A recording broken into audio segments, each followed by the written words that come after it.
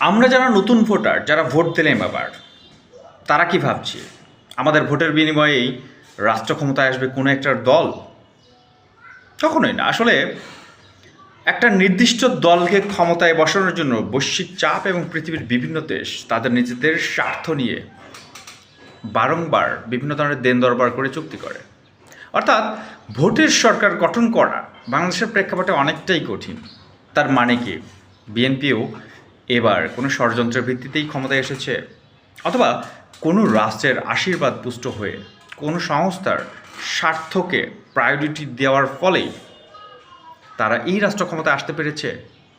কতটুকু বাস্তব? পৃথিবীতে ম্যাক্সিমাম দেশ কোনো না কোনো দেশের তাবেদারি হয়েই কিন্তু রাষ্ট্র ক্ষমতায় আসতে পারে, এবং স্বয়ং আমেরিকাও।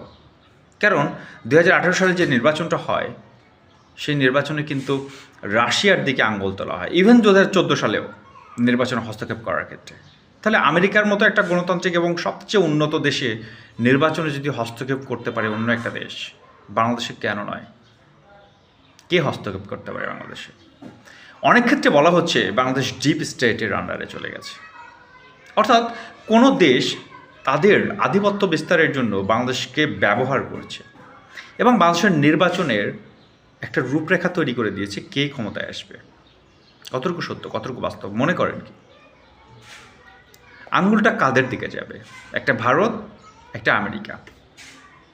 কাদের পাল্লা ভারী, ভারত না আমেরিকার? আশা করব এই ভিডিওটা যদি আপনার সামনে যায়, আপনার মতামতটা অবশ্যই জানাবেন। কারণ ডিপ স্টেট অথবা ভারতের স্বার্থ, দুইটার যে কোনো একটা এই নির্বাচনে জড়িত থাকতে পারে বলে অনেকেই ধারণা করছে। আপনার কি মতামত? আপনার কি ধারণা সঠিক? যদি হয়, ধারণাটা ব্যাখ্যা করবেন অবশ্যই। শুভকামনা।